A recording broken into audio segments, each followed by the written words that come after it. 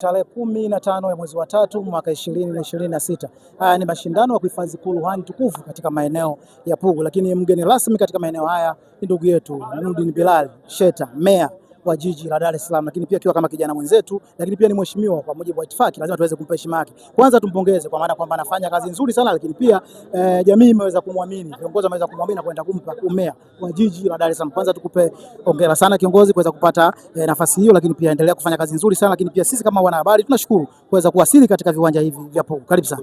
Nakushukuru sana, na mengi umesema, lakini kwa idhini ya Allah nimekuwa na nafasi hii katika jiji letu la Dar es Salaam, na umesema ni kijana mwenzenu na kuna mambo yanatokea kama hivi, tunashiriki kwa ushiriki wetu, lakini tutahakikisha kwamba kwa nafasi hii ambayo Mwenyezi Mungu ametujalia, tutahakikisha tunasaidia jiji la Dar es Salaam, tunawasaidia shughuli zote ambazo za kuleta maendeleo kwa wananchi wetu wa jiji la Dar es Salaam, lakini tutashiriki katika kazi na shughuli za kijamii kama hivi. Na leo umeweza kushiriki katika mashindano haya. Nini sasa rai yako labda kwa viongozi wa kidini ambao wamefika katika maeneo haya?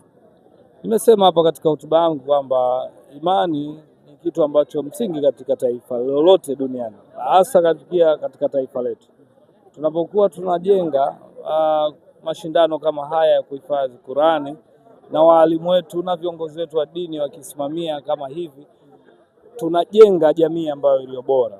Na mimi rai yangu kwao na maombi yangu kwao, kwa viongozi wetu wa dini, kwa maana waendelee, wasiache kutujenga na kujenga vijana wetu katika misingi hii ya kidini ambayo moja kwa moja inaakisi amani yetu katika nchi, lakini inaakisi behavior, yani tabia za mmoja mmoja.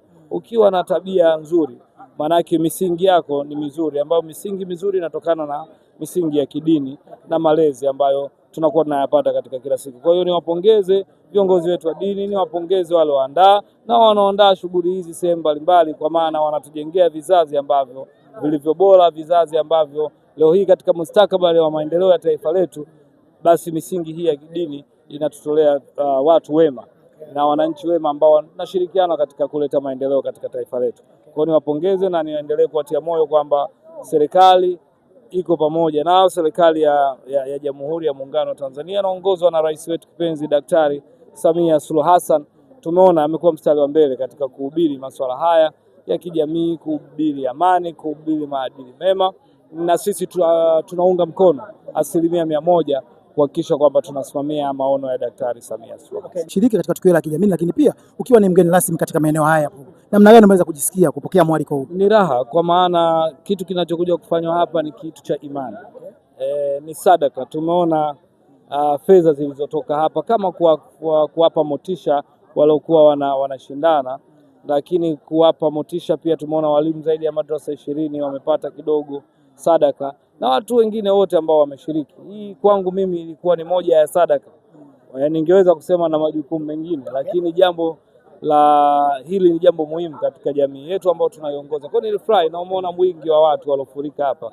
Kwangu imekuwa faraja, nimepata heshima kubwa, na mimi nimesema nimefarijika sana. Mheshimiwa Nurdin, kwanza ni kushukuru na nikupongeze. Shukrani sana kufika katika maeneo haya ya Pugu, ili wakati mwingine pia kama utahitajika tutaomba uweze kuwasili katika maeneo haya. Karibu sana. Shukrani sana. Asante. Shukrani sana kwa muda wako. Nakushukuru sana. Naam, huyo ndio meya wa jiji la Dar es Salaam, ndugu yetu Sheta, ameweza kufika katika maeneo haya kuja kushiriki akiwa kama ni mgeni rasmi katika maeneo haya. Nitakia kuendelea kufanya ni kuendelea kusubscribe channel yetu, ili sasa uweze kuwa kwanza kuweza kupata taarifa zetu mbalimbali. Shukrani sana kwa muda wako. Bye bye.